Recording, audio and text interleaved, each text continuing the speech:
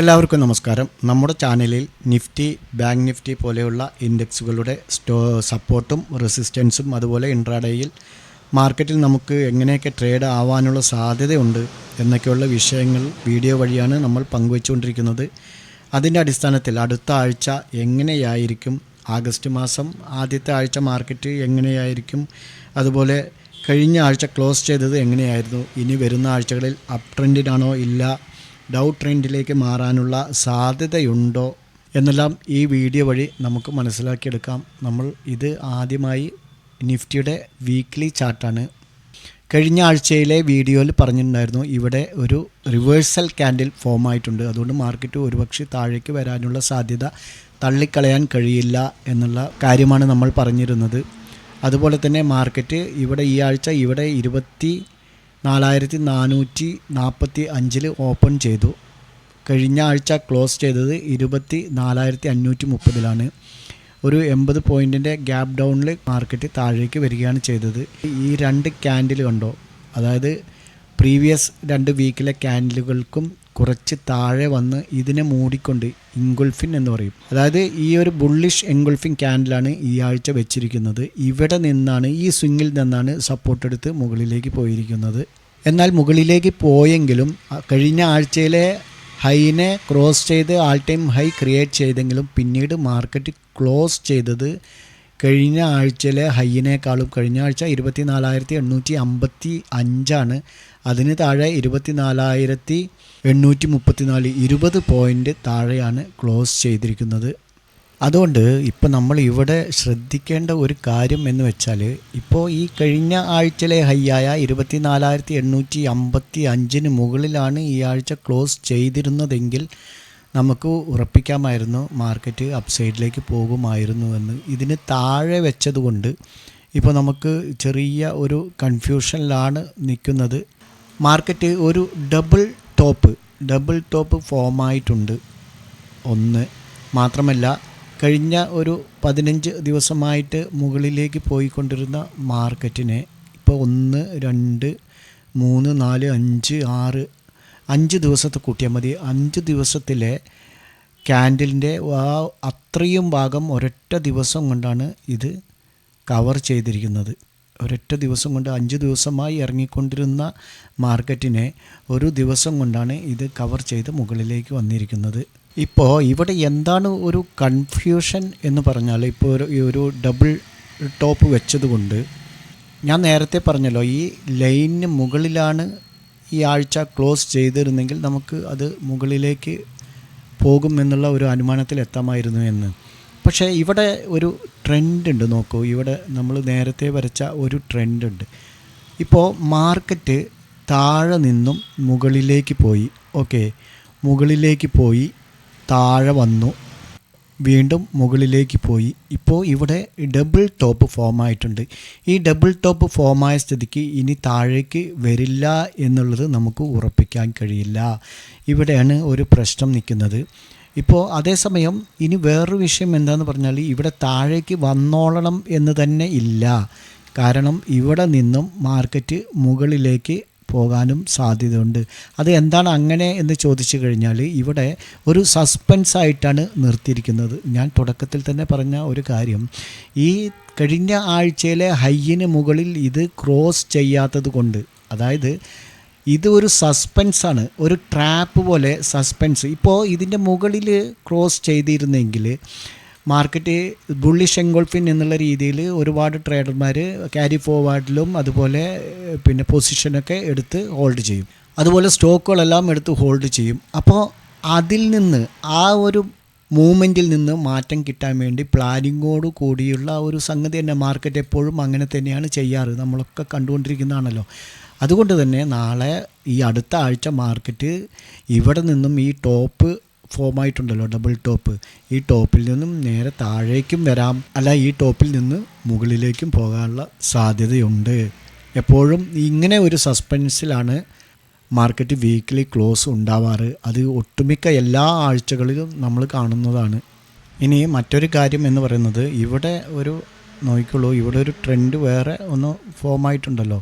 ഈ ട്രെൻഡിനെ break out ചെയ്താലും നമുക്ക് മുകളിലേക്ക് പോകാനുള്ള സാധ്യത ഇല്ല എന്ന് തന്നെ, അതായത് മുകളിലേക്ക് പോകുമോ എന്നുള്ളത് നമ്മൾ കണ്ടിരുന്നത് തന്നെ കാണണം. ഇവിടെ ഇങ്ങനെ ഒരു ട്രെൻഡ് വന്നതുകൊണ്ട്, ഈ ട്രെൻഡ് മാത്രമല്ല ഇവിടെ ഒരു ഡബിൾ ടോപ്പും വന്നതുകൊണ്ട് ഈ ട്രെൻഡിനെ കൂടി ക്രോസ് ചെയ്ത് താഴെ വന്നാൽ മാർക്കറ്റ് ഇതുവരെ, അതായത് 23,690 വരെ വരാനുള്ള സാധ്യതയാണ് കാണുന്നത്. അതിന് മുകളിലേക്ക് പോകാം. അതിൻ്റെ റെസിസ്റ്റൻസ് എങ്ങനെയാണെന്ന് ചോദിച്ചു കഴിഞ്ഞാൽ നമുക്കത് ഫിബിനാച്ചി ലെവൽ വെച്ച് നോക്കാവുന്നതാണ്.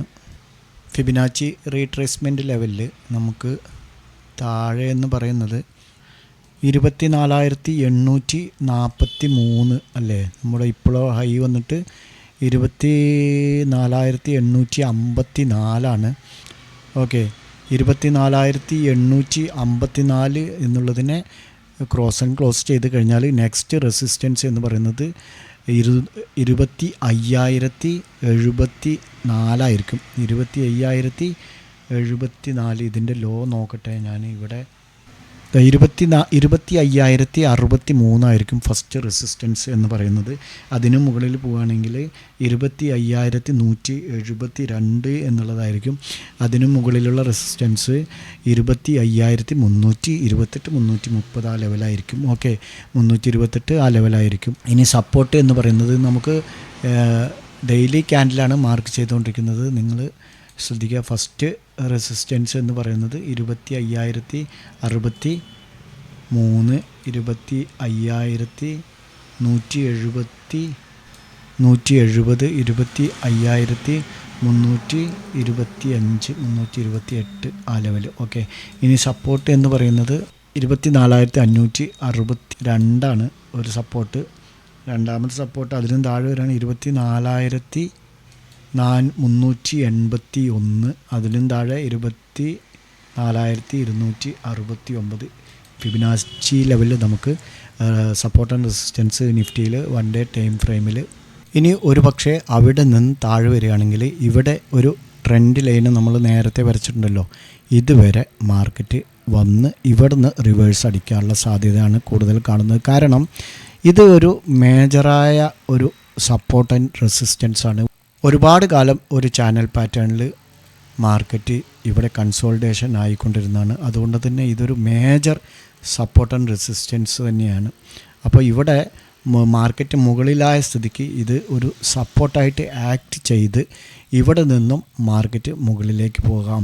കാരണം ഇവിടെ ഒരു സ്ട്രോങ് സപ്പോർട്ട് ഉണ്ട് എന്നുള്ളത് തന്നെ. ഇവിടെ ഈ ഇലക്ഷൻ്റെ സമയത്ത് മാത്രമാണ് മാർക്കറ്റ് ഈ ലൈനെയും ക്രോസ് ചെയ്ത് താഴേക്ക് വന്നത്. പിന്നീട് അവിടെ നിന്നും മുകളിലേക്ക്, ഇവിടെ കണ്ടോ, ഇവിടെ ക്ലോസ് ചെയ്ത് മുകളിലേക്ക് വീണ്ടും റിട്ടേൺ അടിച്ച് പിന്നെ അവിടെ നിന്നും ഇതുവരെ മാർക്കറ്റ് വന്ന് ഇപ്പോൾ ഇവിടെ ഒരു ചെറുതായിട്ട് താഴേക്ക് വന്ന് ഇപ്പോൾ വീണ്ടും മുകളിലേക്ക് പോയി. ഇവിടെ ഒരു ഡബിൾ ടോപ്പ് ഫോം ആയതുകൊണ്ട് ഒരു പക്ഷേ മാർക്കറ്റ് താഴെ വന്ന് ഇവിടെ നിന്നും ഇനി മുകളിലേക്ക് പോകാം. അല്ലാതെ ഒരു ഡൗൺ ട്രെൻഡ് എന്നുള്ളത് മാർക്കറ്റ് ഇപ്പോഴും സൂചന നമുക്ക് ലഭിച്ചിട്ടില്ല. അതേസമയം ഇവിടെ നിന്നും ഈ ഡബിൾ ടോപ്പിൽ നിന്ന് താഴെ വരണമെന്ന് നിർബന്ധമില്ല. ഇവിടെ നിന്നും ഇമ്മീഡിയറ്റായിട്ട് നാളെ ഓപ്പൺ ചെയ്ത് മുകളിലേക്കും മാർക്കറ്റ് പോകാനുള്ള സാധ്യതയാണ് നമ്മൾ കാണുന്നത്. ഓക്കെ, നിഫ്റ്റിയിലപ്പോൾ ഇതാണ് ഇനി വരും ദിവസങ്ങളിൽ ചെയ്യാനുള്ള നമ്മുടെ ട്രേഡിംഗ് ലെവലുകൾ. ഇതൊക്കെ മാറ്റി കളഞ്ഞ് ഇൻട്രാഡേ ലെവലുകൾ കറക്റ്റായിട്ട് സപ്പോർട്ട് ആൻഡ് റെസിസ്റ്റൻസ് മാർക്ക് ചെയ്ത് കാണിച്ചു തരാം.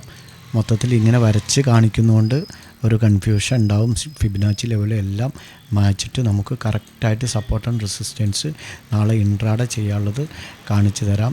ഇതിൻ്റെയൊക്കെ നോക്കിക്കോളൂ.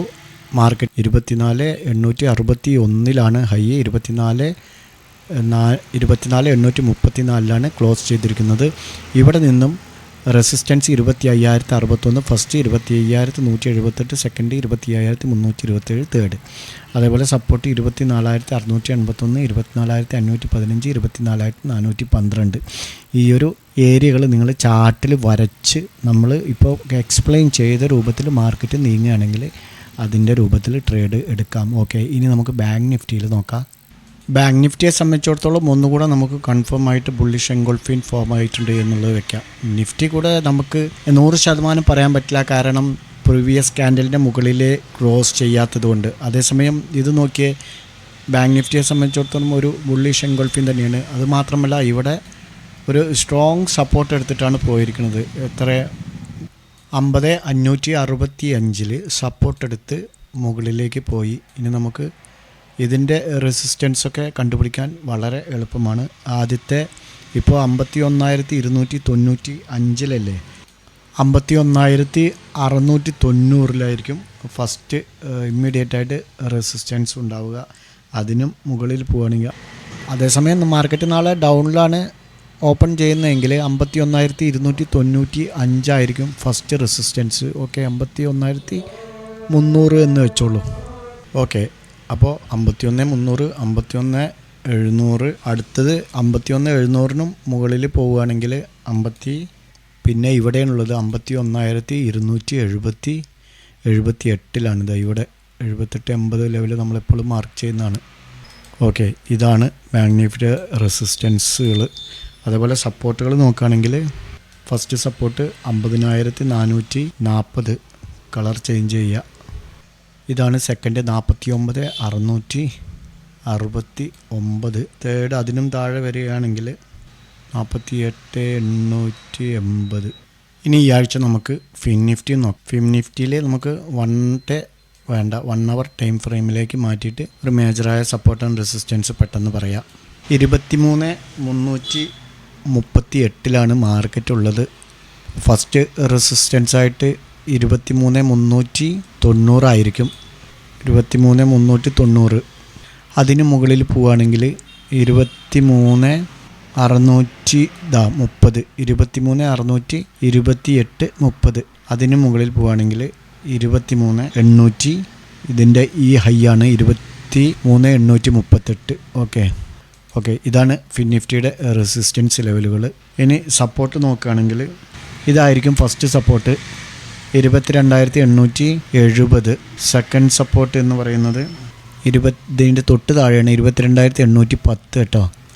അതിനും താഴെ വരികയാണെങ്കിൽ ഇവിടെ 22,654. ഇതാണ് ഫിൻ നിഫ്റ്റിയുടെ സപ്പോർട്ട് ആൻഡ് റെസിസ്റ്റൻസ്. നോക്കിക്കോളൂ. ഇനി നമുക്ക് മിഡ് ക്യാപ്പും കൂടെ നോക്കാം. ഇൻട്രാഡേ സ്റ്റോക്കുകളെ പറ്റി മറ്റൊരു വീഡിയോ ചെയ്ത് രാവിലെ, ഇപ്പോൾ സാധാരണ 2 എണ്ണമാണ് കൊടുത്തുകൊണ്ടിരിക്കുന്നത്, ഒരു 2 എണ്ണം കൂടെ ആഡ് ചെയ്ത് സ്പെഷ്യലായിട്ടൊരു വീഡിയോ ചെയ്ത് മോർണിംഗ് ടൈമിൽ അപ്ലോഡ് ചെയ്യാമെന്നാണ് വിചാരിക്കുന്നത്. നോക്കൂ, മിഡ് ക്യാപ് നിഫ്റ്റി വന്ന ഓവറാൾ ഒരു ട്രെൻഡ് തന്നെയാണ് ഉള്ളത്.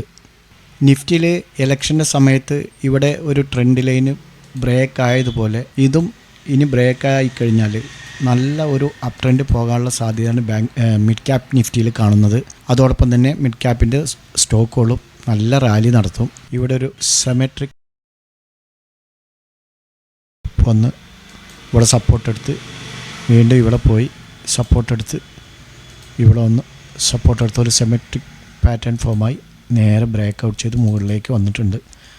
അതേസമയം ഇവിടെ ഒരു ട്രെൻഡ് കൂടെ ഉള്ളതുകൊണ്ട് അടുത്ത ആഴ്ച ഇത് ബ്രേക്ക് ആയി കഴിഞ്ഞാൽ നല്ല ഒരു അപ് ട്രെൻഡിനുള്ള സാധ്യതയാണ് മിഡ് ക്യാപ് നിഫ്റ്റിയിൽ കാണുന്നത്. പക്ഷേ മിഡ് ക്യാപ്പ് എടുക്കുമ്പോൾ നല്ല ശ്രദ്ധിക്കേണ്ടത് 75 എണ്ണമാണ് ഒരു ലോട്ട് സൈസ്, 75 ക്വാണ്ടിറ്റി. അതുകൊണ്ട് തന്നെ ഒരു പോയിൻ്റ് കുറയെ കൂടി ചെയ്താൽ അത്രത്തോളം നമുക്ക് പ്രോഫിറ്റും ലാഭവും ഉണ്ടാക്കാൻ കഴിയും. ശ്രദ്ധിച്ച് ചെയ്യേണ്ട ഒരു ഇൻഡെക്സാണ് മിഡ് ക്യാപ് നിഫ്റ്റി എന്ന് പറയുന്നത്. നമുക്ക് ഇതിൻ്റെ ഫസ്റ്റ് 12,689 ഇപ്പോൾ സ്പോട്ട് മാർക്കറ്റ് ഉള്ളത്. നമുക്കിവിടെ ഒരു റെസിസ്റ്റൻസ് കാണാൻ കഴിയുന്നുണ്ട്. ഫസ്റ്റ് റെസിസ്റ്റൻസ് 12,800 ആയിരിക്കും. അതിന് മുകളിൽ അതേപോലെ തന്നെ താഴെ വരികയാണെങ്കിൽ 12,580 ആയിരിക്കും ഫസ്റ്റ് സപ്പോർട്ട്. Second support 12,530. അതിനും താഴെ വരികയാണെങ്കിൽ 12,420 എന്നിങ്ങനെയായിരിക്കും മിഡ് ക്യാപ് നിഫ്റ്റിയുടെയും സപ്പോർട്ട് ആൻഡ് റെസിസ്റ്റൻസുകൾ. സുഹൃത്തുക്കളെ, നിങ്ങൾ ഇതുപോലെ സപ്പോർട്ടും റെസിസ്റ്റൻസൊക്കെ മാർക്ക് ചെയ്തുകൊണ്ട് ഒരു പ്രൊഫഷണലായ രൂപത്തിൽ ട്രേഡ് എടുത്ത് ശീലിക്കാൻ ശ്രമിക്കുക. പരമാവധി മാർക്കറ്റിലേക്ക് വരുമ്പോൾ നോളേജോടുകൂടി വരിക. പ്രത്യേകിച്ച് ഓപ്ഷൻ ബയ്യിങ് സെബി തീർത്തും നിരുത്സാഹപ്പെടുത്തുന്ന ഒരു മാർക്കറ്റ് ട്രേഡിംഗ് ശൈലിയാണ് ഇൻഡെക്സ് ഓപ്ഷൻ ബയ്യിങ്. ഓക്കെ, സെല്ലിങ്ങും ബുദ്ധിമുട്ടുള്ളത് തന്നെ, പക്ഷേ എന്നാലും ബയ്യിങ്ങിനോളം തന്നെ അത്ര റിസ്ക്കില്ല ഓപ്ഷൻ സെല്ലിങ്ങിന്. ഏതായിരുന്നാലും സൂക്ഷിച്ചുകൊണ്ട് നിങ്ങൾ മാർക്കറ്റിലേക്ക് ഇറങ്ങുക. നിങ്ങൾക്ക് ഓരോ ദിവസത്തെയും ടാർഗറ്റ് അച്ചീവ് ചെയ്താൽ ട്രേഡ് നിർത്തുക, ഓവർ ട്രേഡ് ഒഴിവാക്കുക, സ്റ്റോപ്പ് ലോസ് കറക്റ്റായി മെയിൻ്റെനൻസ് ചെയ്യുക. ഓക്കെ, മറ്റൊരു വീഡിയോയുമായി വീണ്ടും കാണാം. ഞങ്ങളുടെ വീഡിയോ എഡ്യൂക്കേഷൻ പർപ്പസിന് വേണ്ടി മാത്രമാണ്. പഠിക്കുക, സമ്പാദിക്കുക. Okay, by.